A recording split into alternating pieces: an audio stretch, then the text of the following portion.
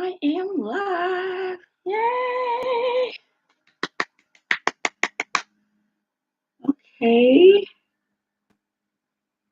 I can't hear myself, but guess we'll get started.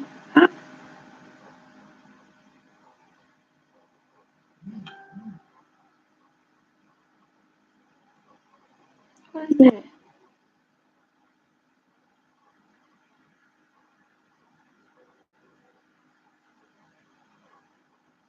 Ooh, I'm at 84%. Okay, and I just gave myself a good pep talk. And then now I'm sitting here, and it's like I'm getting nervous. Isn't that not lovely? I'm not going to do that typing stuff. We're so far from that. But, hey, everyone. What I'm gonna be doing today, I'm gonna do a book reading. That's what I'm gonna be doing. And it's gonna be on Ascension Magic. And we're gonna be on chapter 6. If anybody got a book and they wanna join. And the reason why I picked that chapter, I haven't got as far as what two. I think I made it to the second chapter. But I chose the sixth chapter because it goes in deep. It goes in detail about how reality is structured, and I think it's very important that I start refreshed and new with that chapter because it's gonna explain what I'll be trying to tell y'all. All the other videos that used to talk about how we create our reality based upon our thoughts and our emotions, stuff like that. So the book is going to go in more detail, and then it is talking about magic. All magic is just using something that's within you to create or to, attract something towards you. That's what magic is.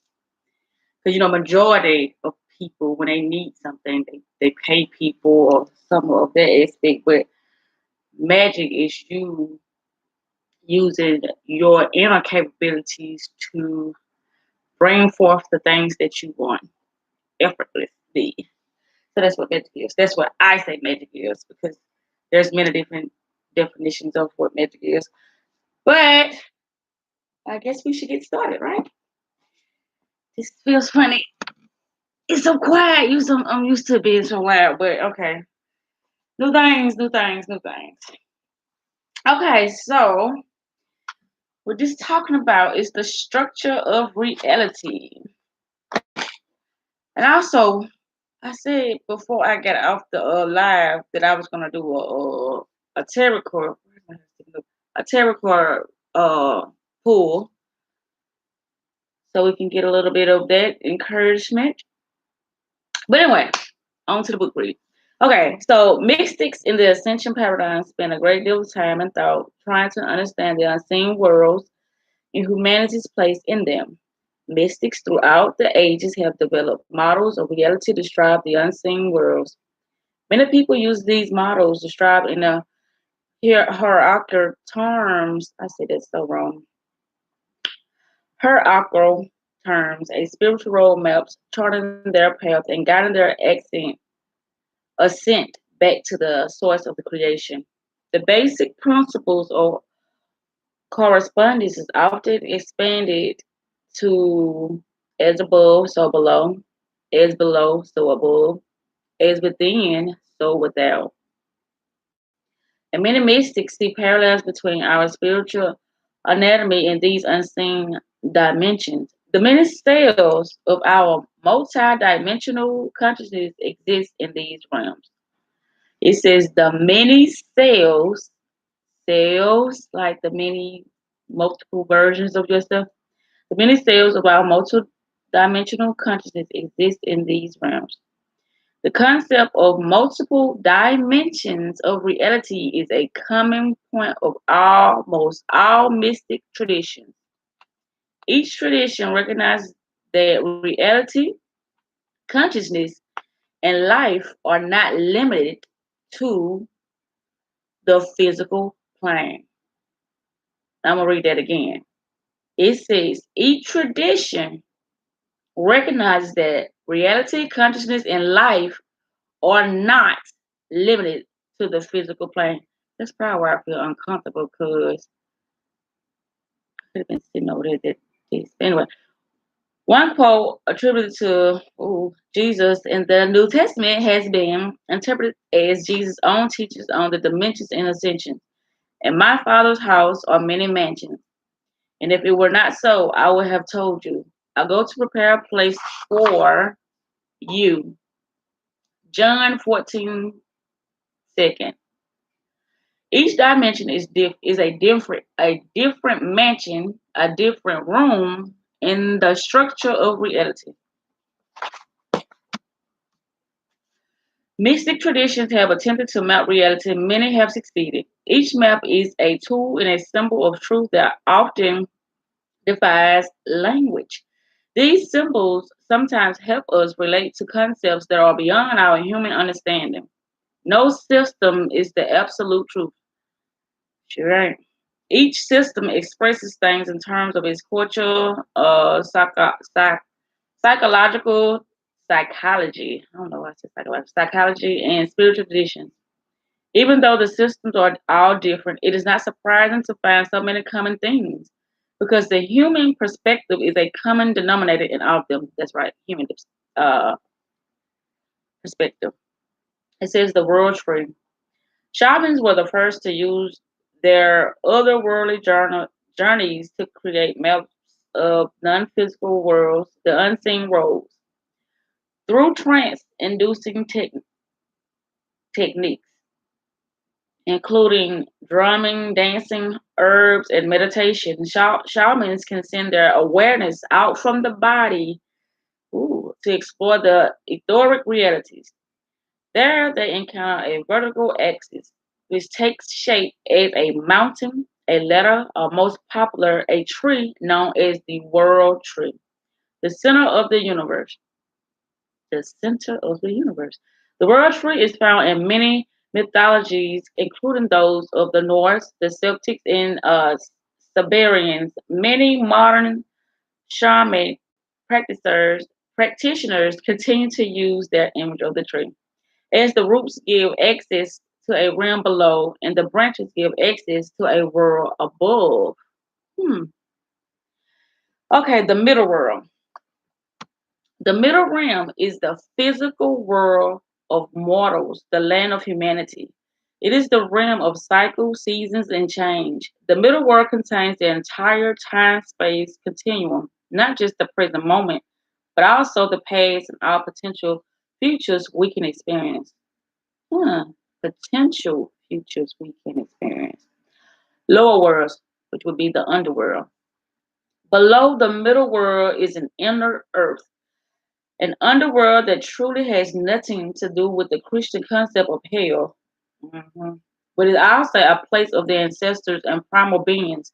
This lower world is a place of testing and facing fears. Beings of the underworld are emotional and personal and have strong feelings. They talking about human beings.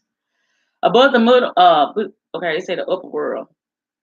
Above the middle world is the realm of the gods, the heavens, the sky heroes, and star gods. These beings are detached in their viewpoint and give guidance and information from their perspective above, seeing the greater picture, but they are unattached to the personal details. Mhm. This overworld is said to be the home of those who are no longer attached to the earth through reincarnation, but continue to offer their guidance and wisdom to those in the middle world.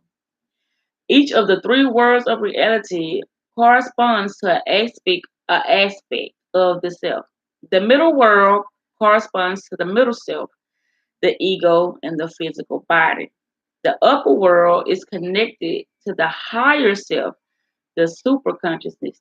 The lower world is linked to the lower self, the intuitive or psychic self.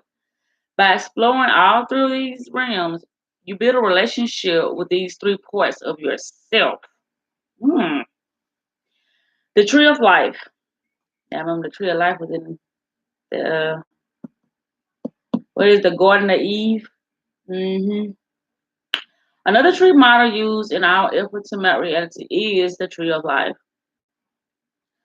A glyphic drawing from Jewish Kabbalah used extensively in Hermetic Kabbalah. It is not a literal tree, and some have difficulty seeing a tree image in the symbol, but it is more like a ladder with 10 spheres, each representing a different level of consciousness, both in the universe and in ourselves.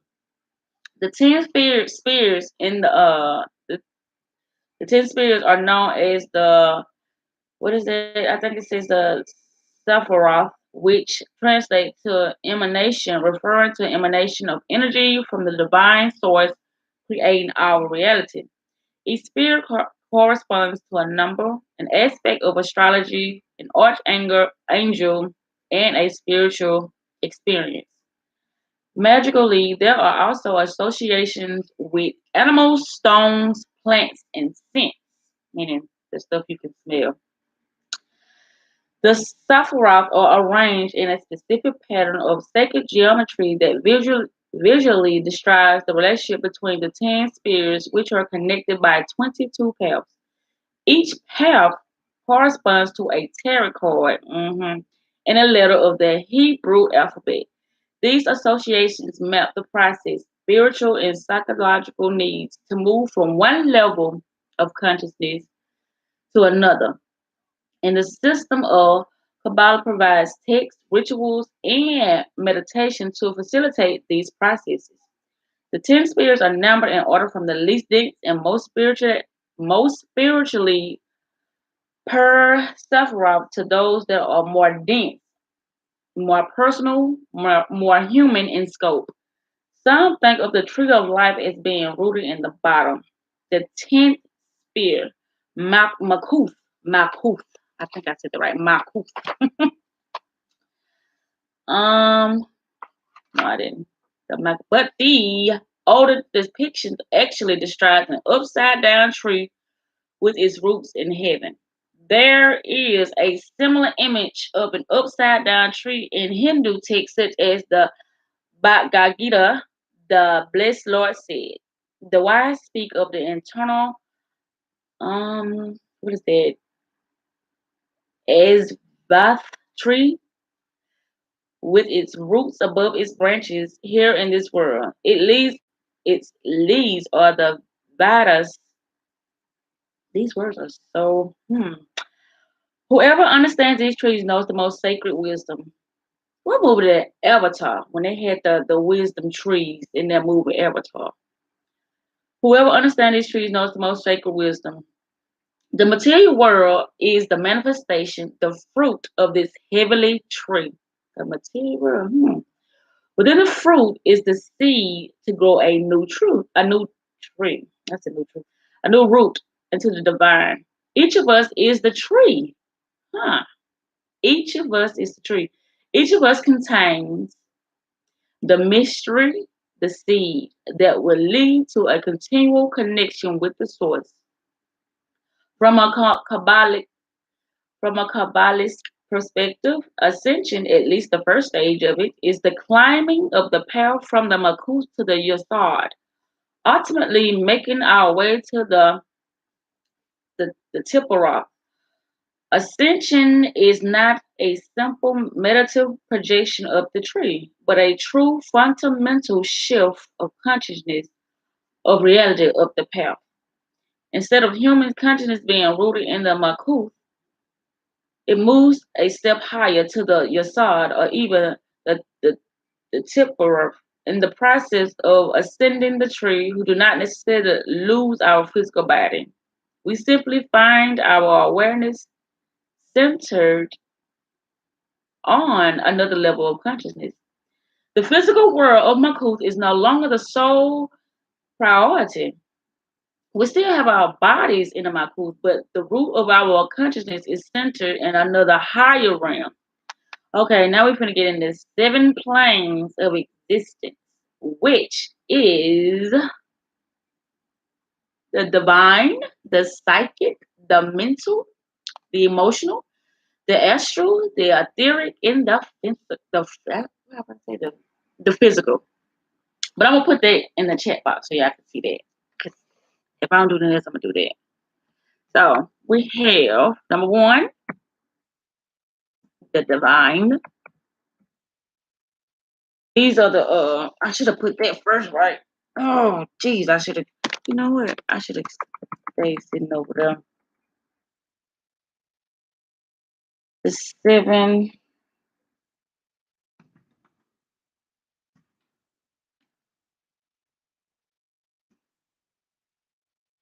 right,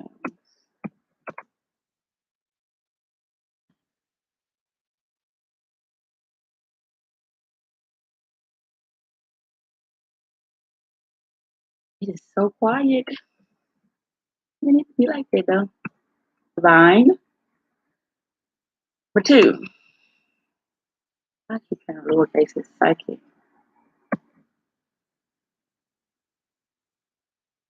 Number three, oh, ain't nobody complaining, so shit, we just so quiet. The mental. Number four, emotional. Number six. Oh no, they did number five.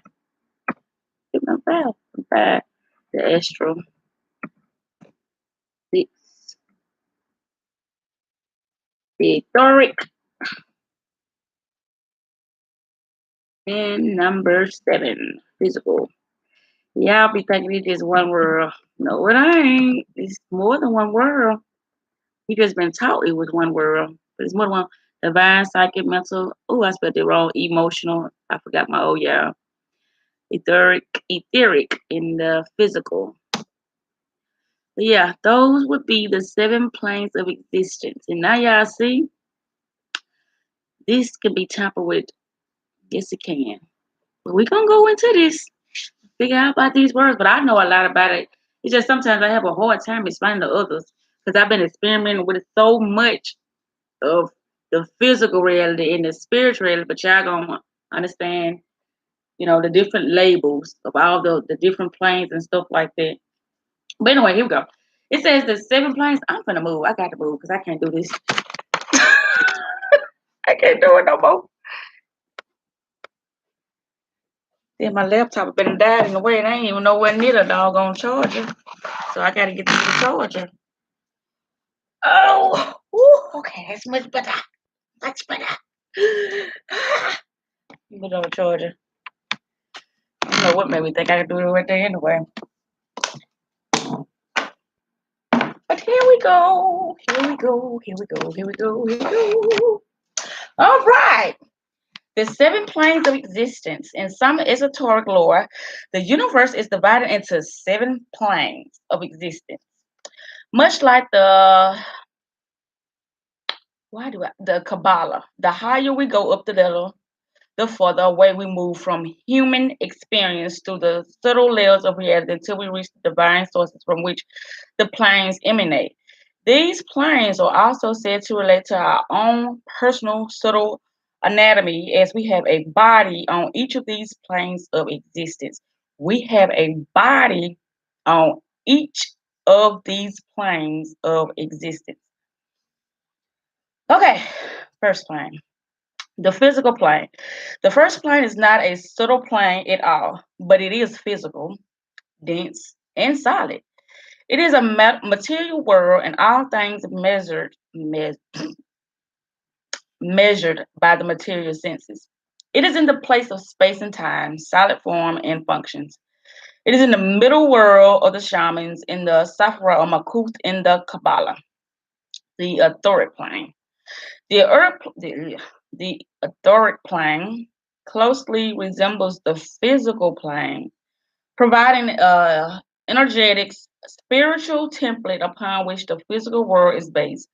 The etheric realm is considered the blueprint or working model for the physical world. Y'all heard that? The etheric realm is considered the blueprint or working model for the physical world. All right. Then we got the astral plane. The astral plane is the realm of idealized form. Idealized form. The astral plane. While the ethereal plane is the template for the physical plane. The astral plane is the idealized template for the etheric plane. Sometimes the etheric body, the template of what it is, doesn't match the astral body, the idealized form. On the astral plane is your self image, which can be very different from your physical body. Do you hear that? It says on the astral plane is your self image. Self image, which can be very different from your physical body.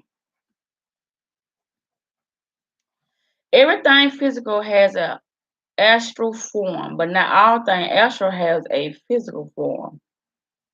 Astral forms are affected by energy, intentions, and emotions, whether directed, now it's getting good now, at them consciously or unconsciously. Excuse me.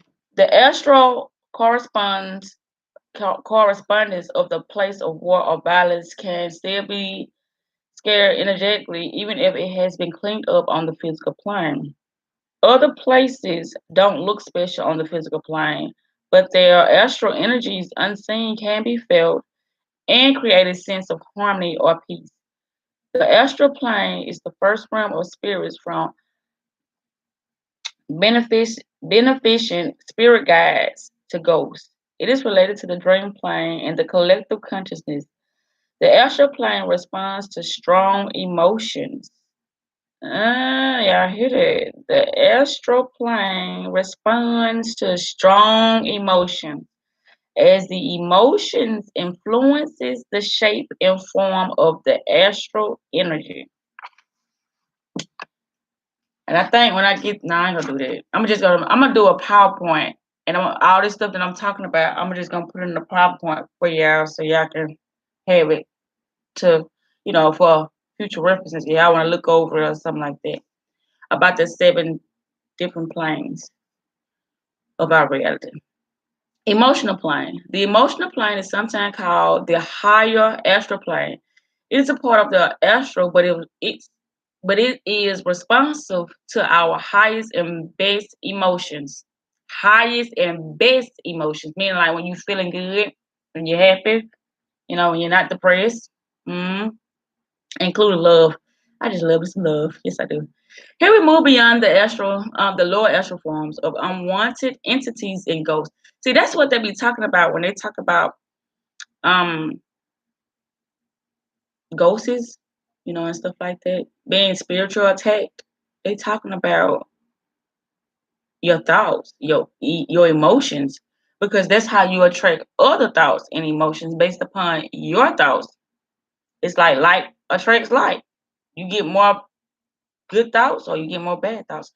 Here we move beyond the lower astral forms of unwanted entities and ghosts and have greater context with the more compassionate guides, including the ascended masters who can aid our spiritual evolution. On the mental plane. The mental plane is the realm of ideas and concepts. To create something, one must first have an idea and then give it the emotional energy to manifest a form on the astral, etheric, and eventually physical levels. The mental plane is the realm of information, abstract concepts, and communication. The psychic plane. The psychic plane contains the divine vision of where you are, where you were, and where you wish to be. Here is the connective plane where seers and psychics have visions to understand the past and to plan the future.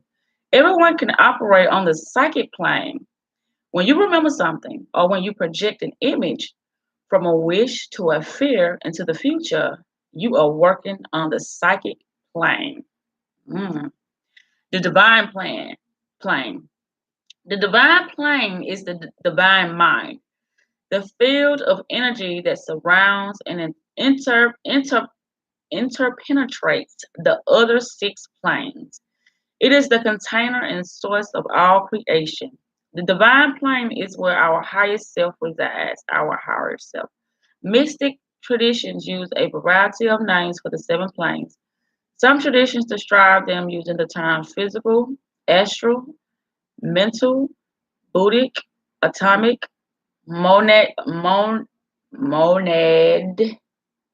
and logoic. In other versions, in physical, elemental, emotional, mental, spiritual, divine, and ultimate. Yet another variation is physical, etheric, emotional, mental, Christ, casual, and divine. Each of these systems uses terms for the seven planes that corresponds to the seven bodies in our spiritual anatomy. Each of the seven planes can be subdivided into seven dimensions. Each plane has a denser aspect that corresponds to the physical, plus an etheric aspect, an astral aspect, and so on. It says that I didn't make that up. Together they create 49 planes of existence. 49 planes of existence. Oh my goodness. Yeah. Though for all practical purposes, esoteric uses only the seven main ones. I knew it was some because I'm like, I have not heard of 49. I only heard of seven. Some simplify the system and rather than divide creation to seven planes, they use only four based on the four elements in the four body systems of the spiritual anatomy. The earth element is the densest level and encompasses what we previously have called the physical and etheric planes. The water element contains the astral and emotional planes. The air element corresponds to the mental plane, and the fire element embodies the psychic and divine planes. The dimensions of light. Though Ascension can refer to the shaman's world tree, the Kabbalah or the seven planes of existence, the model favored by modern practitioners is the dimensions of light, received mostly through channeled information. This new cosmology is quickly becoming the standard map. Many Ascension practitioners use this dimensional terminology casually referencing the third dimension, fourth dimension, or the fifth dimension in conversation or teaching. Though not all agree on the exact definition of each dimension, that's part of the problem, and yet part of the beauty of being on the cusp of the ages, where new paradigms are being developed, and there is no one standard understanding. There is no one standard understanding. I had to read that again. We all have the chance to explore the new frontiers together. While we can call these planes of existence dimensions, the word is confusion. Most ascension practitioners refer to this world that we all currently share as the third dimension, but scientists will also refer to it as the third dimension because of the fact that we have height, length, and width in the third dimension. We are not two-dimensional platforms or one-dimensional points. A fourth dimension, which we do not currently understand, is subject of much speculation and is often described as our concept of time. In Ascension lore, the dimensions could be better described as density levels. Dimension doesn't refer to length, width, and height in this case with a position or place in space, but rather to a resonance of energy. Those who resonate with a particular level of energy, referring to their vibration and light quotient, quotient each in that dimension. Exist in that dimension. Darn it. The third dimension is a particular resonance, the vibration of the physical, measurable universe. In this paradigm, this is a very small portion of the universal spectrum. The other dimensions represents mostly non-physical levels of consciousness. See, this is why we don't be understanding. It ain't about always what you can see. It's a lot about what you can feel and then you know, being in tune with that part of yourself that it speaks to you. It always speaks to you though, but you got to be in tune with it. The third dimension is okay. I just wrote that. The third dimension is the particular wisdom, and this paradigm. I wrote that too. Each dimension has its own qualities, assets, drawbacks, and rules of existence, which are very different from our own. Our physical world intersects with these other dimensions, and we have access to them during expanded states of consciousness. Several things or beings can exist at the same point in space but be in a different dimension, unperceived, much as radio waves, television waves, and light waves can all exist at the same point in space yet at different frequencies. There is overlap between dimensions, but as humans, we are based mostly in this third level, while other forms of life are based in other levels. Under the right circumstances, they too can interact with our world. Our consciousness exists on all this level, but we are not usually aware of these other levels. With enough personal mastery, you can change your energy to resonate with a different dimension and project your consciousness into the level of awareness. Now, I gotta put that down. Yes, I do. It says, which I already know this because I do it all the time, with enough personal mastery, you can change your energy to resonate with. Tell me at 7:33. A different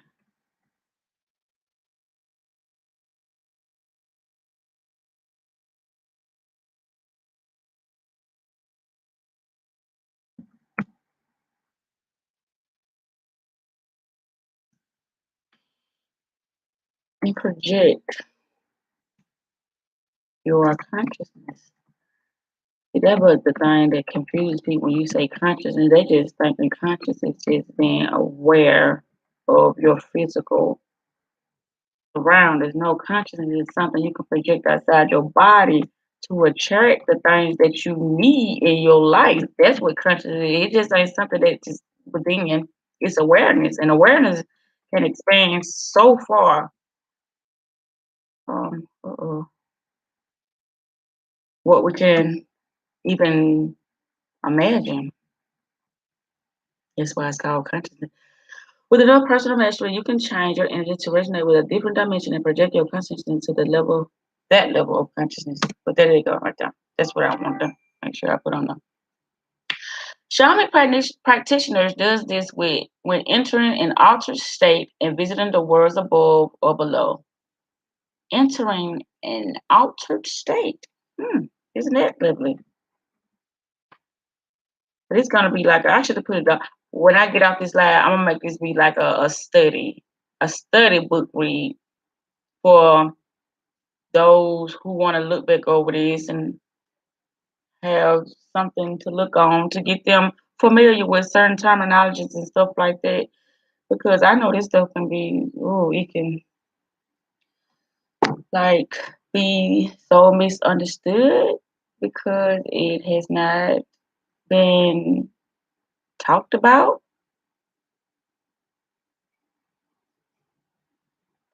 But moving on. Entering, that's why I put the entering altered states. Yeah, I just love talking about this because I just want everybody to know about they had these capabilities of creating a reality due to them being aware of other dimensions and being aware of those their emotions and their thoughts, and that the way they speak of themselves and others. So he said, entering an altered state and visiting the worlds above and below.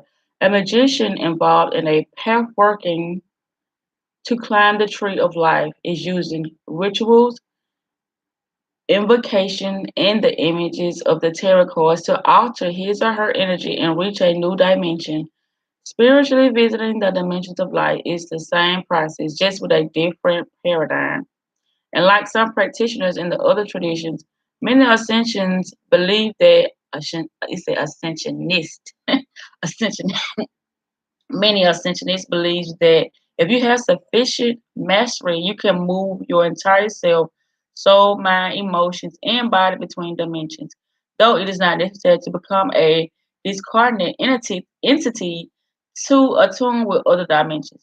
You can attune your awareness to the upper dimensions and still have a physical body. Yeah. Mhm. You just gotta do everything is happening within your own mind. That's why it's like this thing can be tricked so bad. That's why you have to watch what goes in it. Yeah. The idea of ascension is to be incarnated yet fully conscious in all dimensions. If creation, the physical and subtle dimensions is a spectrum, then where we draw the lines between the dimensions is rather arbitrary. Arbitrary. This is similar to the rainbow spectrum. The rainbow spectrum, where there is no neatly placed line dividing red and orange or orange and yellow. One color blends seamlessly into the next. Where we draw the line is up to us. Where we draw the line is up to us. Dimensions are somewhat like that. Occultists have created these reality maps as Mandalas to help us understand our experiences, to understand where it is useful to draw the lines.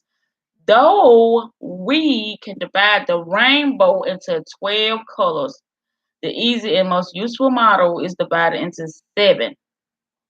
The descriptions of the dimensions are attempts to create familiar rainbows. The most popular system used as a scheme of 7, 9, or 12 dimensions and limit the scope of dimensions to the realities of this galaxy and or the universes. Those who maps move beyond this universal consciousness say there are 352 levels or dimensions through higher and higher universal consciousness. So there are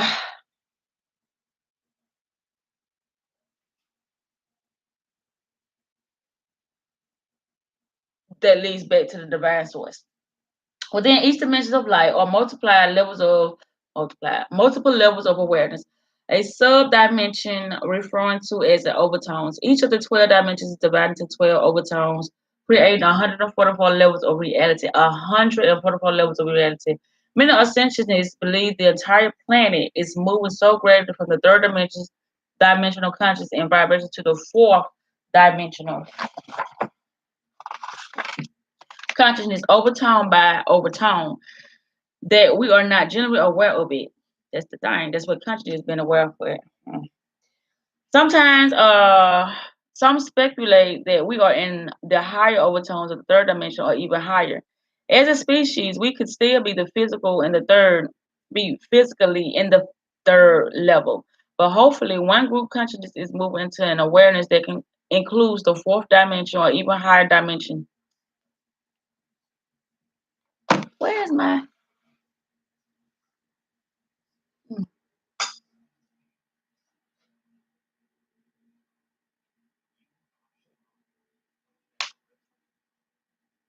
Oh, okay.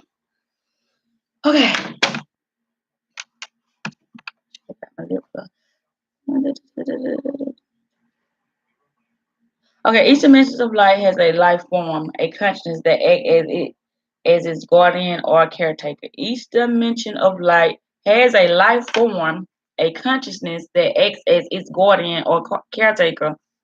From our perspective, we are the keepers of the third dimension.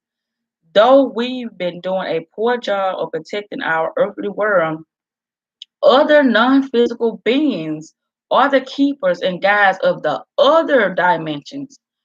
When we contact other planes, we can interact with these non-physical beings.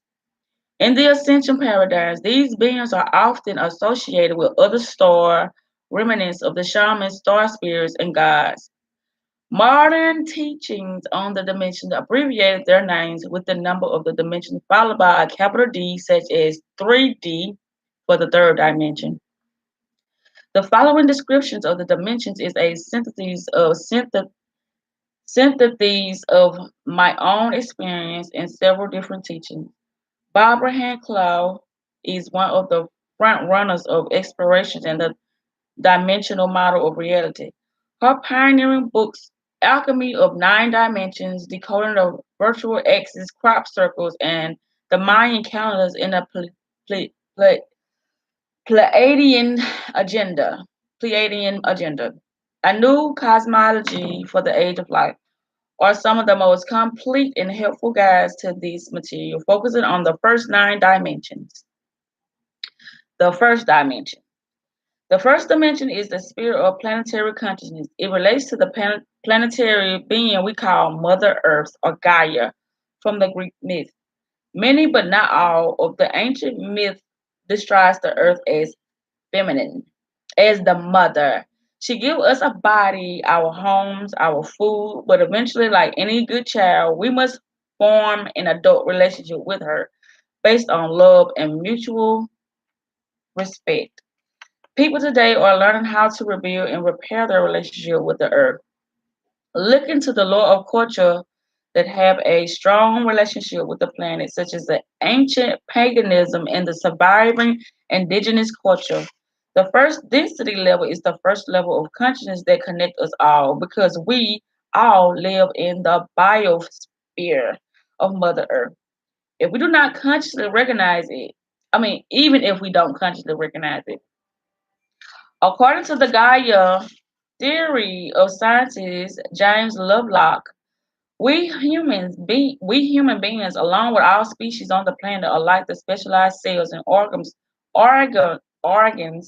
within Gaia's body. We are all part of the planetary being, as she is a part of the solar being.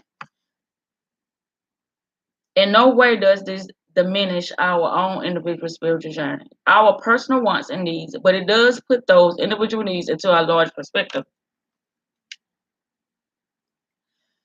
Correlates this level of consciousness to what she calls the iron core crystal in the core of the planet because of our blood, which is filled with iron. We resonate with the heart of the earth. The priestesses have been her voice, touched by women's moon time, shedding blood to connect with the mother. But we all contain the blood of the mother and can attune to her through our bodies. If we think of the first dimension in terms of space, being a single point, the first dimension would be the single point in the center of the earth. The center holds the records of what has been. Many people experience the patterns of former life forms on earth, excluding extinct species of animals and plants, past cultures, and dearly departed loved ones. Some might call these the planetary Akashic records, manifesting out of the magnetism of the planet, though others will locate the Akashic record through the energetic recordings of all that is, was, and will be in a higher dimension. Theoretic- Theoretically, those on other planets would experience a different first dimension because their underworld would be different from ours. In the shamanic worldview, the first dimension would have less to do with the terrestrial material earth, the natural aspect of the goddess, and more to do with the depths of the underworld, the realm of the ancestors and the dark goddess whose actions transform us. In a Kabbalistic model, some would see the bottom black quarter of Malkuth in the first dimension, while others might include the highest spheres such as Bana and the dimension. Bana is the void, the cosmic ocean from which form springs. In the Greek myth, Gaia rises from the darkness of the void to create reality. She is seen as both the living spirit of of the planet Earth and the spirit of all matter everywhere. On this level, she exists in all things as the prime mover, while many current creations myths naturally assign a male pronoun to the first cause of creation. The oldest pagan myths assume creation is a feminine force. Some fairy tradition envision a dreamer in the heart of the earth, shining brightly like a star within the womb of the goddess.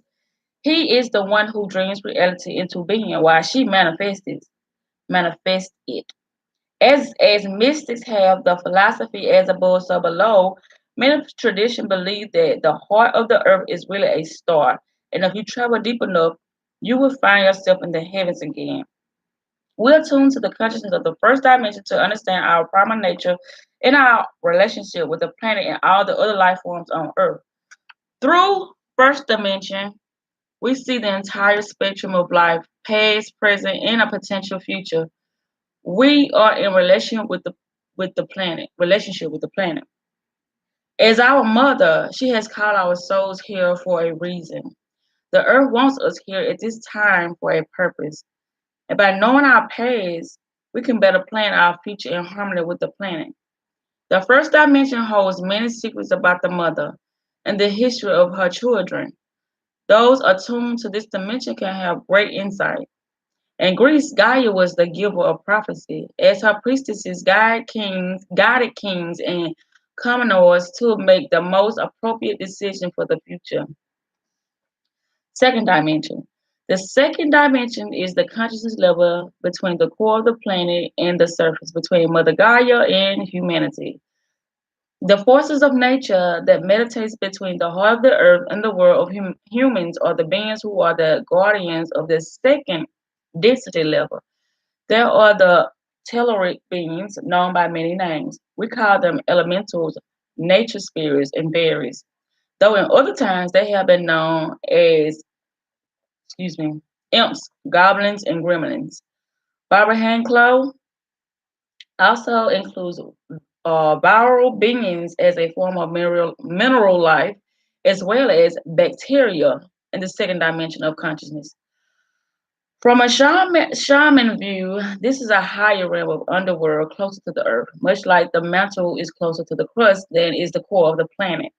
From a Kabbalic view, the second dimension might relate to the realm of the Gnostics, as some equate the nature realm with the green sphere of the tree of life. The elementals are the spirits who embody one of the four classical elements of earth: air, fire, and water. They guide and harness the energy of their particular element. Nature spirits are more complex than elementals and have the power to influence more than one element. They bring the patterns of nature into manifestation. They are the workers of the natural realm. Fairies are the last being in the telluric order of consciousness. They act as primal guardians of the land, as the gateway between our third dimensional world and those below. Fairies are sometimes mistaken for elementals or natural nature spirits, but they are really the guides and guardians of the nature spirits. In modern ascension lore, Pan is the guardian of the second dimension and the guide to the I was saying it wrong. Telluric Telluric being. I know I'm saying that wrong still. Pan was named Pan, whose name is translated as all, is the masculine guardian of nature and creation, working in harmony with Mother Earth. Pan was originally a Greek god of Arcadian, a god of woodlands, shepherds, music, and sexuality. He is depicted with the upper body of a man and the headquarters and horns of a goat. His name is said to be the root of the word panic. Wow. Because, like nature, he is both beautiful and terrible, as forces of nature cannot always be controlled. Despite this, he has nothing to do with the Christian devil. He is simply a primal force and leader of the natural realms, guiding the elementals and spirits specifically to manifest the world we know. Many modern pagans call upon Gaia and Pan as the manifestations of mother and father in a terrestrial world. Ascensionists work with the second dimension through ritual. Rituals align us with our body and nature, particularly if the ritual involves tools from the natural world, such as stones or plants. These rituals help us attune to nature and heal ourselves, each other, and the planet, the third dimension. The third dimension is the easiest of the densities levels to explain. The different levels become more difficult to describe the further away you get from the third dimension. The third dimension is the level of human consciousness. It is the surface of the planet, but more importantly, it is the collective, consensuous physical reality that has not only height, length, and width, but also linear time, cycle, seasons, and the physical laws of Newtonian science. In the Shamanic cosmology, the third dimension is the middle world, the world of the humanity as the base of the world tree between the branches and the roots. In Kabbalistic lore, it is most definitely Malkuth, the densest of the Sephiroth. The third dimension is the bridge between the lower realms and the higher realms beyond the planetary consciousness on the vertical axis of reality. Humans are supposed to be the guardians and keepers of the third dimension to align the vertical axis from a higher dimension. Our third dimension is like a vertebrae out of a place, a slip disc preventing alignment. Many myths from pagan Tunisic myths to those of the current indigenous culture talk about those who must perform the ancient rituals to keep the cycles of life going. Without these rituals, the world will be destroyed. Thankfully, there are people who continue to perform the rituals, and many more are returning to the old ways and learning to integrate their wisdom in daily life. At one time, honor priestesses and priests, mystics and shamans and witches were concerned with this work. And although they can be our teachers or keepers of this knowledge, we are all involved in this work in the new age. Our task now is to integrate our spirituality into the physical world, to be the true guardians of the third dimension and fully participate in the vertical axis, aligning with the other worlds above and below. The fourth dimension. The fourth dimension is the space of the collective unconsciousness. The art, the art, the archetype, the archetypal realm that links the thoughts and minds, conscious and unconscious, of not only humanity but all the beings of Earth. Here we are beyond time and space in the fourth dimension. We experience this dimension as the dream world or the astral plane. We can go anywhere or do anything here, limited only by our imagination. Our thoughts and ideas manifest much more readily in the fourth dimension because, unlike the third dimension, the fourth is not dense, not bound by the rules of space and time. This level is associated with the realm of Yod in the Kabbalah and has similarities to both the upper and lower worlds of the shaman. One of the secrets of true magic is that for something to appear in the physical world, it must first manifest on the astral plane. Magicians are adept Magicians are adept of the fourth dimension, practicing the skills of astral travel, remote viewing, and building astral thought forms to manifest physical results in the third dimension. The fourth dimension forms a screen to the higher dimension. As we ascend beyond this dimension of light, we move further and further away from human experiences. I do that all the time. We have more difficulty understanding the pure energies of the higher dimensions and require a method to translate them into forms we can better understand. Our minds translate the energies of the higher dimensions using the symbols found in the collective fourth dimensional consciousness. We relate to higher energies as colors, sounds, pictures, feelings, and archetypal imagery. The keepers of the fourth dimension are the gods, not the ultimate creative sources, but the many archetypal manifestations of divinity recorded in our pagan myth, mythologies as the pan, pan, pantheons of the gods. Like humanity, the gods exist on multiple levels at once. Just as we found the gods Gaia and Pan in the first two dimensions, they can also be found in the higher dimensions. Gaia is not just the earth in its core, but all matter everywhere. She is the starry goddess whose body is the entire universe. Pan is not just a nature god. Pan is all Pan as all is one face of the male form of creation. The spurting seed to the goddess cosmic womb.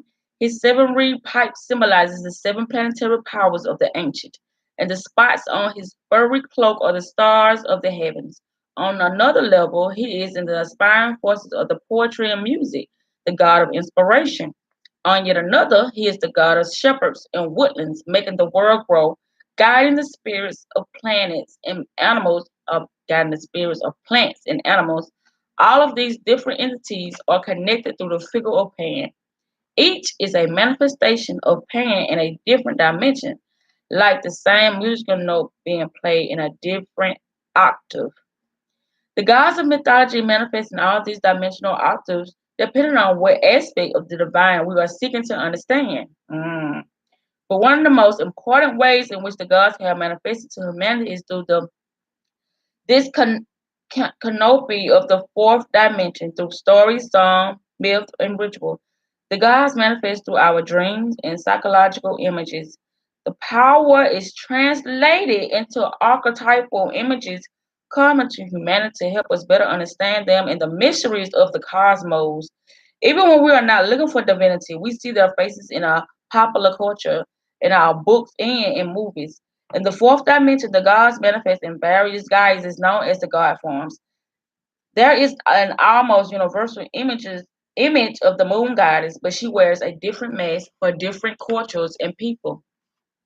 She is Artemis in one form and Diana in another. She is Isis and she is Aranahard. Did I say that right? I don't think I did. Aranahard. It is through the fourth dimension that these gods become the most human and personal, but don't make the mistake of thinking that they are limited only in the fourth dimension. The fourth dimension manifestation is simply one expression of the gods. Our teachings on the dimension assigns the star tribes or the Nuberans, also known as the Anunnaki or the Sumerian myth, to the fourth dimension.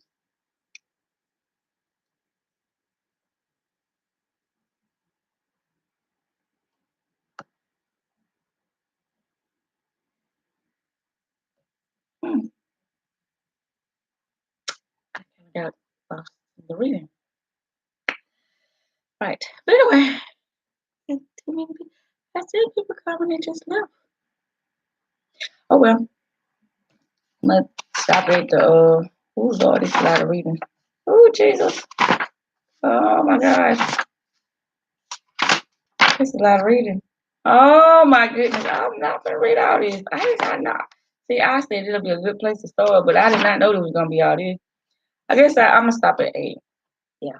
Ain't nobody show. I guess ain't nobody interested in this but me.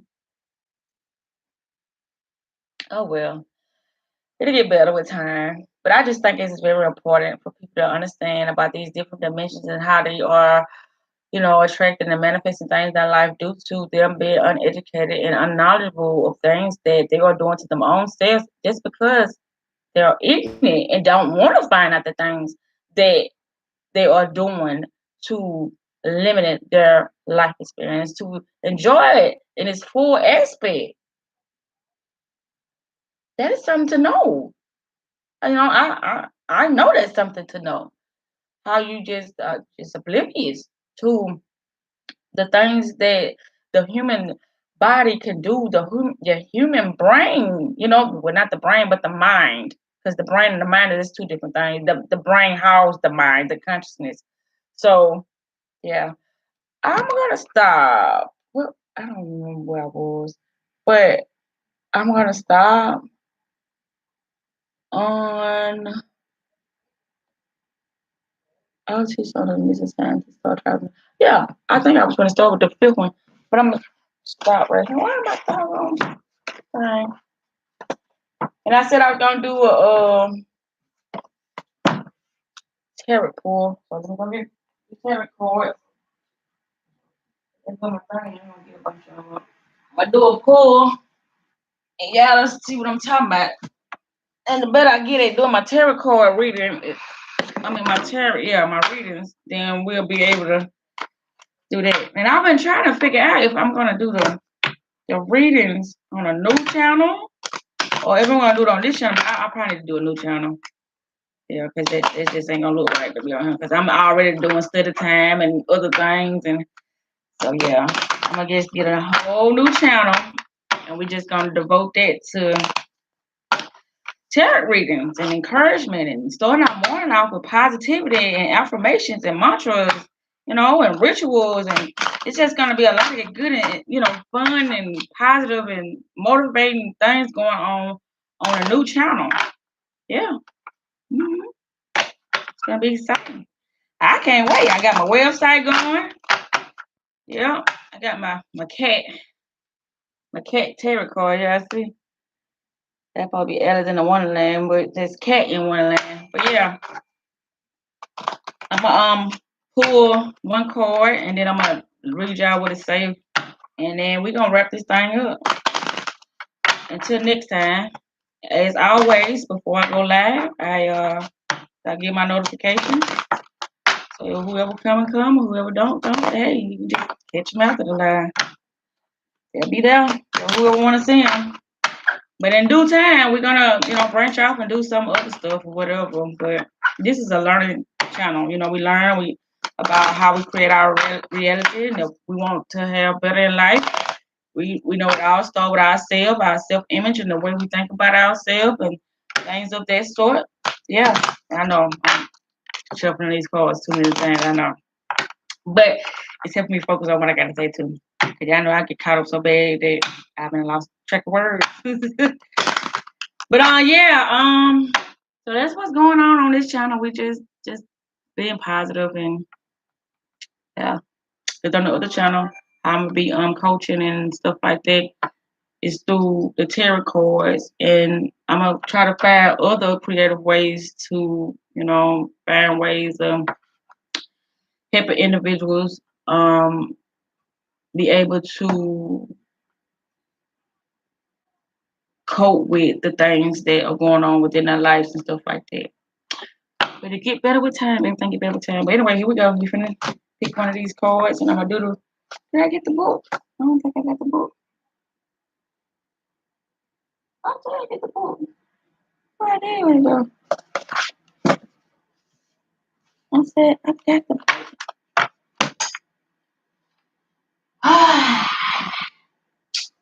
I just had the book, but I can't find it.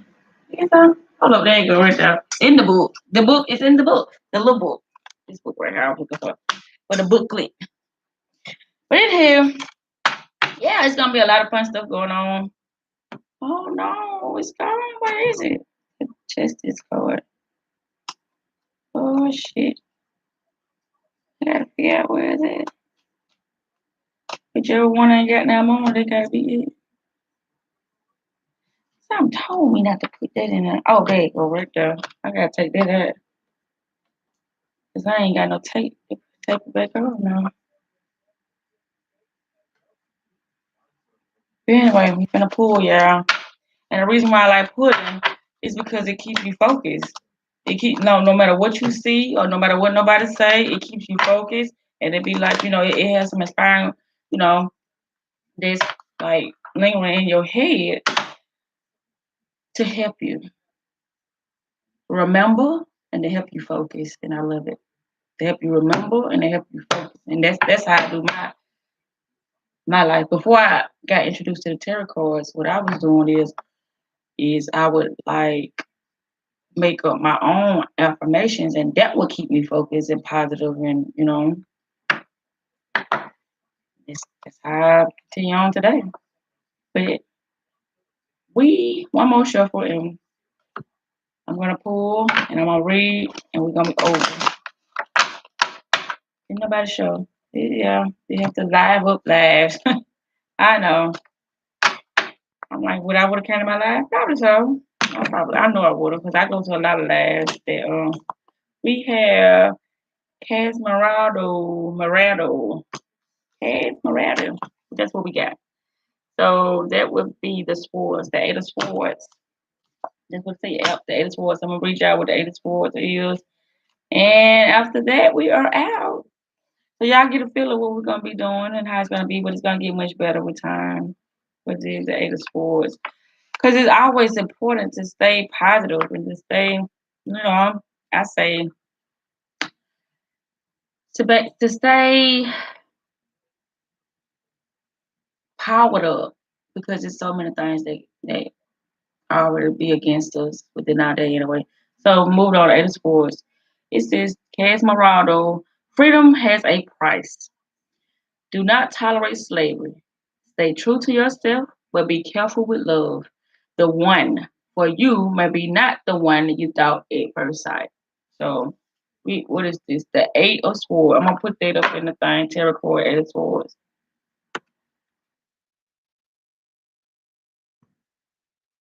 And we about to go. This was not what I expected. I was expecting people to like me. Hey, Ray from Misty, because she's been gone, but like I know, those algorithms, they're very tricky.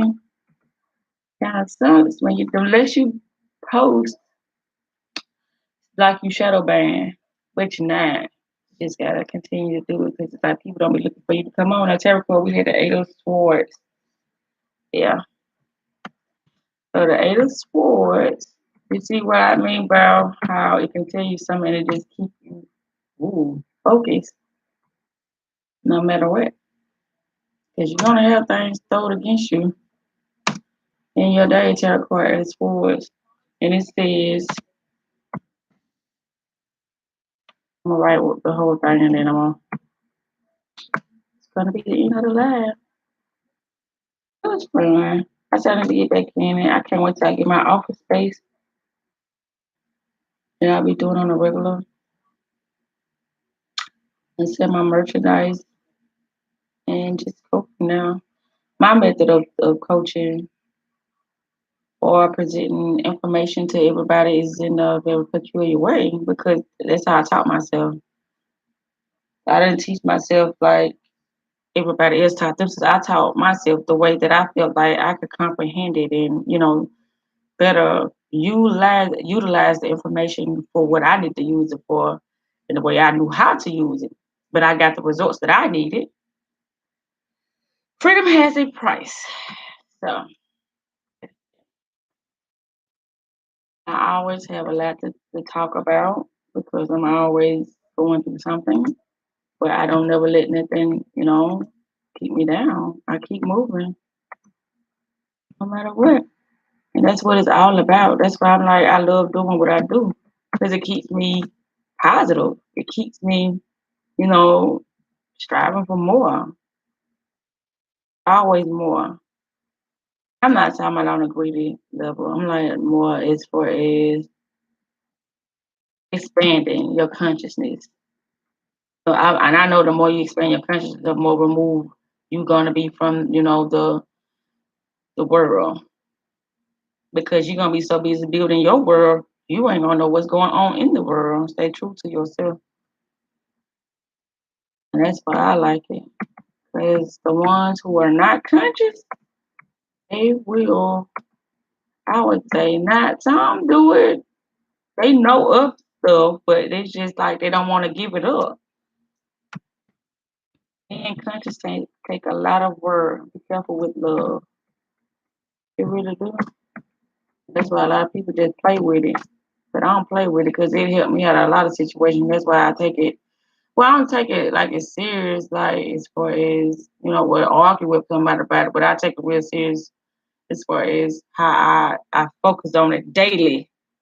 That's what I mean by that. That's how I take it seriously. One. Then it got progressive system one. The one. I made a big, but it didn't make a big. I made the one for you. May. I said I was gonna use these, but I'm not. The other cards go more in depth. These for like when I do those other cards, and then I do this gonna be like a spread within that card. And not the one where you may not be, maybe not. maybe not the one. I can just talk. They come to this stuff.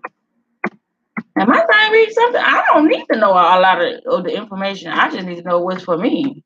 But I like, sharing the information that I had with you guys because that don't mean y'all don't want to know it.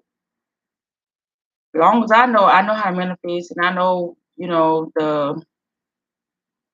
the ins and outs of what's going on, the background of what's going on when it comes to manifesting. That's all I care about. And I know there's other stuff that I want to learn too, but hey, as long as I can give y'all you know, the main ingredient of manifesting would be focus, um, staying true to yourself, and standing firm in what you believe in, and continue on with that, and don't let nobody deter you. That's it. And there's more to it, but we'll get into that.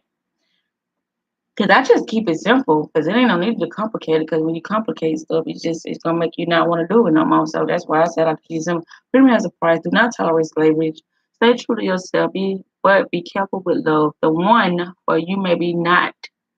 The one for you may be not the one you thought at first sight. What? Did I do that right? The one for you may be not the one. Maybe not the one you thought at first sight. That's what it said. So, why am I sleeping? Oh yeah, I really didn't get no sleep. I didn't. So anyway, y'all have yourself a good Friday night. I almost forgot it was Friday. Just Friday, nobody in for real. Yeah, we need something to live us up. We getting at work all day or whatever y'all been doing all day. That's the thing. This is my work. I love doing this. And this was what my cat, cat, cat Miranda. But anyway, this the end. 8:13. What better way to end at 8:13? Y'all have a good evening. I mean, good night. It's like this now.